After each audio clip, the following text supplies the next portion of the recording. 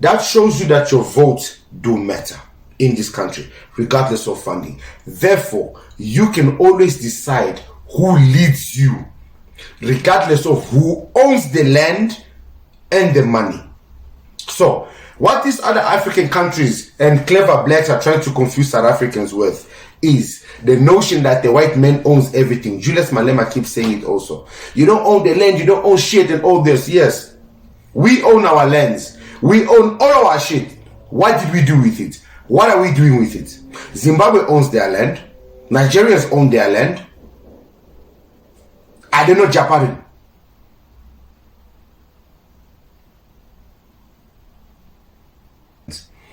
And one thing that I try to clarify to them, my subscribers are not xenophobe. They don't hate foreigners. You see, other content creators are creating an environment where South Africans must hate foreigners. And this is not what we are doing here. Here, all we are saying is, if you are a foreigner, be law-abiding. If you have a specific permit, live according to the permit that you have. And don't go beyond borders, you know. All South Africans are asking for is respect, and this is what this channel brings. On top of that, it exposes nations and their realities and their truths, so that South Africans who are not aware of the people they're associating themselves, like your Jolofinas and all this, are now aware. Because when we do not give them those warnings, this kind of nonsense happens, and then we, in the end of the day, have to suffer the consequences, because now we have to raise these big-headed babies that these Jolofinas decided to make without permission. I'm sorry. I had to end this like this, so we are aware that every decision that we make has consequences. Yo, what's up, guys? It's your boy Uncle P with another episode of Uncle P's podcast. Guys, first of all, let me apologize for not bringing you guys episodes in the last couple of days. We literally had a power cut. As always, somebody stole the cables, power station, blah, blah, blah. Literally 3 days without power. We're talking meat defrosted, everything defrosted. But we are back. We have a lot to catch up on. But before we go on to today's show, there's something I want to discuss with you guys. I had a conversation with my niece a couple of days ago. So my niece was born here in South Africa together with all of her brothers and sisters. So there are 5 in total, my sister's kids. So she obviously knows about my channel. She might even end up watching this episode. And she felt the urge to let me know that she was born in South Africa, so she is South African and nobody can tell her anything. Hey, man. I'm like, how? Really? She's like, yes. I'm like, okay, so when you were born in South Africa, since you're South African, what birth certificate did you get? She went quiet. What do you mean? I'm like, did you not just get a piece of paper that said birth and then it said foreigner? She's like, yes. I'm like, yes, that's because you're not South African. She's like, what do you mean? I'm like, when did you get your ID? As you are bragging right now, you're South African. You got your ID after 15 years. And the only reason you got your ID after 15 years is because, why?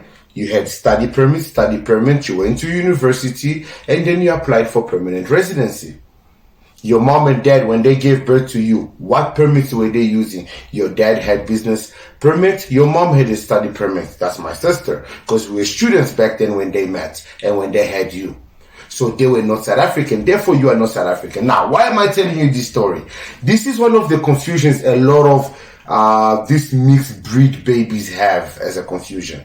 And also, this is one of the confusions some podcasters who are out there just using this type of content to get their channels going. At one stage, they are vloggers. At one stage, they are talking about Kain Bougie and trending topics. Guys, listen. If you are going to steal my content and try to speak like me or be like me, please make sure that the message is strong. Because I'm not playing around here. I'm not here to play. I'm not here to play. I'm not putting my family at risk. I'm not putting my life at risk for this message because I don't believe in what I'm saying here. Because I'm just doing it for YouTube, like people like to claim. I'm not doing it for YouTube or just for clicks. That's the reason why a lot of YouTubers, when they become friends with me and I realize what they're about, their friendship immediately ends. Because when I start telling them promote Operation Dudula, they don't. But in the moment there's a trending topic about the Operation Dudula, they want to talk about it because they know they're going to get clicks and likes on their videos. The moment March and March does something, they want to talk about it because they know they're going to get clicks. But you know one thing, South Africans are no longer being fooled by narcissistic individuals and content creators. They are very smart who they listen to now. Right now, there's a trend that is happening in South Africa. And this trend is to make South Africans believe that this is a reality.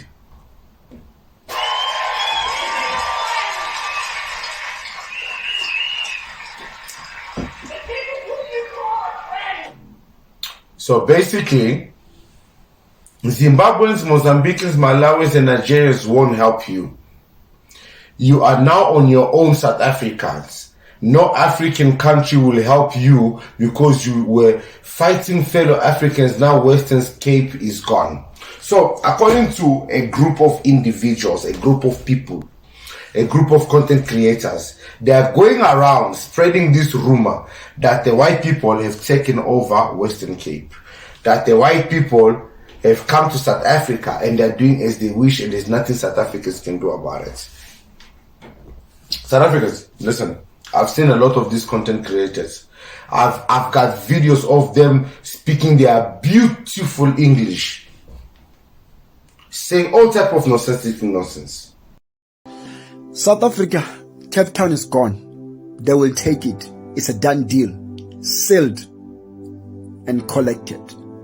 Let me tell you the truth. USA own you.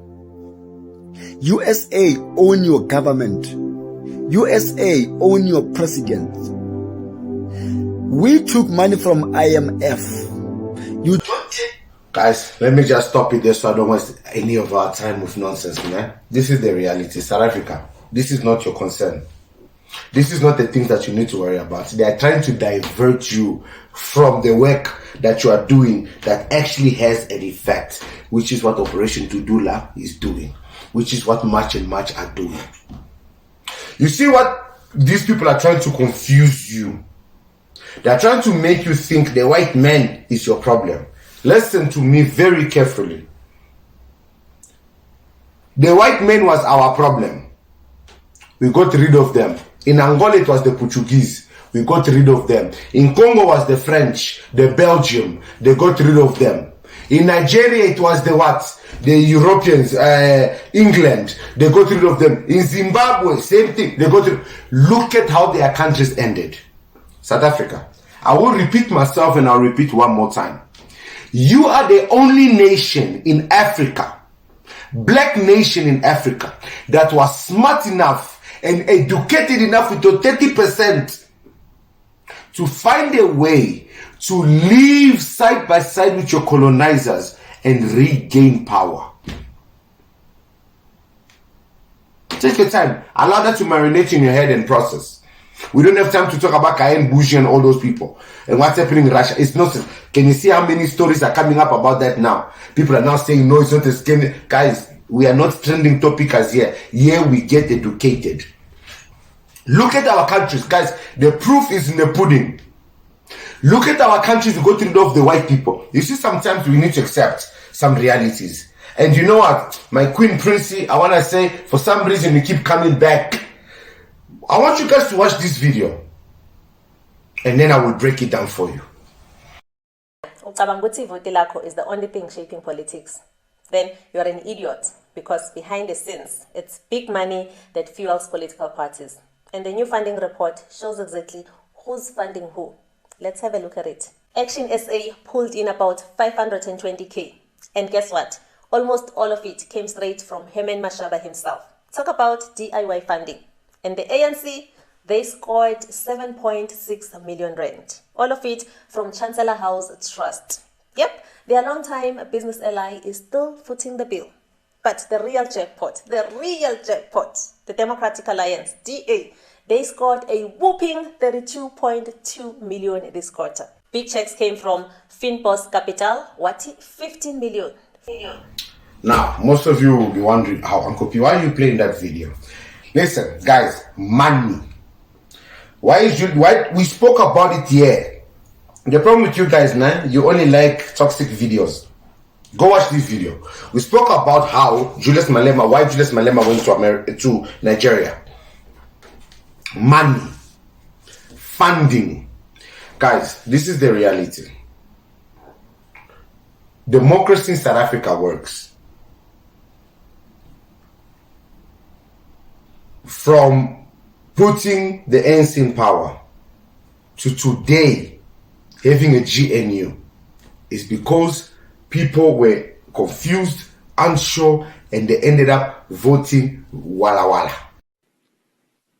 Understand, it's not necessary for people to believe this information in order to weaken democratic institutions.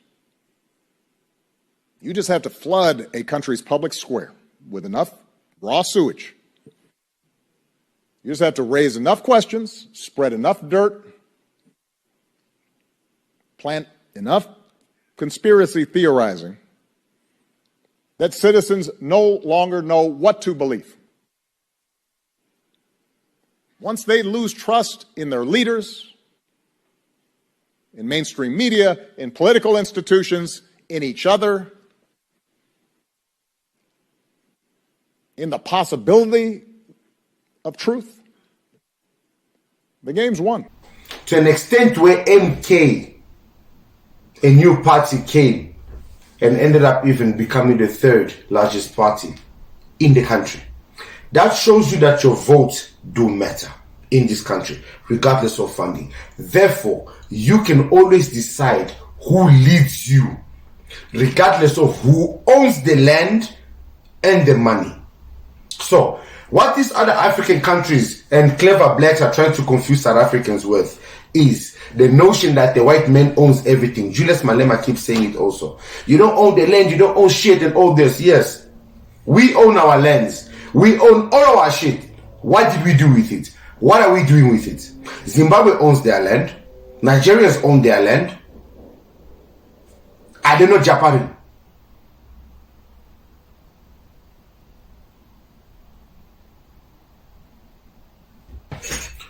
Are they not Japaring? You see that, guys? So this whole notion of South Africans don't own their land, South Africans don't own shit, it's all just a fucking distraction. The reality is, when I was talking to my niece, the reason why she had to emphasize that she was South African was the fact that when South Africans get angry, and the way they are getting angry, they are going after everybody. And I've made this very clear. And I even said it to her, and I've said it to many foreigners. Guys, what you are not realizing, South Africa is a country of law. And the fact that we know our brothers and sisters who are illegal and we are harboring them, living with them, accommodating them, doing business with them, we are breaking South African laws. And that is where the problem becomes, is the fact that you don't know that. Root cause. We do know the root cause. We already know the root cause. So what are we trying to identify? You've just indicated that there are people who are coming into the country illegally. Even their own governments are not able to identify them. When they are here illegally, they end up using our services because our laws and our constitution allow for that. Isn't that where the issue is? So when you say let's identify it, what do you mean? No, look, I don't think that could be one. Look, firstly, the fact that they entered the country illegally, they committed a crime in the country. Do you agree with me? Yes, so I meaning do. that yes, meaning that the law enforcement agencies must enforce the law and act without a bias. So they need to enforce the law and arrest anyone. So they committed the crime. So they must be arrested and deported. So hence we say, Clement, if you know that your neighbor Foster is here, or you suspect that Foster, your neighbor, is here in the country illegally, what stops you from calling the law enforcement agency? What stops you from calling the immigration officers to come and interrogate Foster? And if I cannot provide any proof that I'm here in the country legally, then I must be deported. Yeah, and Foster, I mean, you know how the system... Guys, it's not my words. You see, what I've also realized, guys, in the last couple of days, I've bumped into a lot of subscribers. Guys, it was very fun bumping into you guys. If you're watching this video, show me some love to those that I bumped into this week. And I bumped into some foreign people who also watch my content. And one thing that I try to clarify to them, my subscribers are not xenophobe. They don't hate foreigners. You see, other content creators are creating an environment where South Africans must hate foreigners. And this is not what we are doing here. Here, all we are saying is, if you are a foreigner, be law-abiding. If you have a specific permit, live according to the permit that you have. And don't go beyond borders, you know. All South Africans are asking for is respect. And this is what this channel brings. On top of that, it exposes nations and their realities and their truths, so that South Africans who are not aware of the people they're associating themselves, like your Jolofinas and all this, are now aware. Because when we do not give them those warnings, this kind of nonsensical nonsense happens, and then we, in the end of the day, have to suffer the consequences, because now we have to raise these big-headed babies that these Jolofinas decided to make without permission. I'm sorry. I had to end this like this, so we are aware that every decision that we make has consequences. And then, okay, we were watching a movie, and then I remember, let me buy you a car. So, okay, I signed the papers. He asked for my original ID. Since like guy boyfriend. So, guy, how came a text? Babe, can't you what's going on? Where's the car? Okay, August na yo ya fita. Month end of August, get a SMS. Discovery Bank, you owing 2 point something. Cause never phone la local bank but bariki kolota 303. It was 303,000. So now because next lote, it's now on 693. Sure. So go to guy o berekisitse le banyana ba bangwe webo gore a ba itsise tsona lo tseo le banyana ba o le bona kolo ya ba ditsebe di ko kae. Guys, it always ends in tears. Until proven otherwise, I will always bring you guys the truth. I'm your boy Uncle P, and I shall see you guys in the next one. Cheers. Boss Advertage, wati 10 million. Ufrapi Investments, wati 4 million. Main Street 1564, wati 1.4 million. Plus international help from the likes of Friedrich Naumann Foundation with over 1 million in support. Guys, that's 40.4 million donations declared just in the first quarter of 2025-26. So here's the question. Should political parties be funded this way? Some people say funding keeps democracy alive. Others argue ukuthi it gives rich donors way too much power over our policies. Wena uthini? Should political parties receive private funding, or should they survive on public funds alone? Drop your thoughts in the comments. Thank you for watching.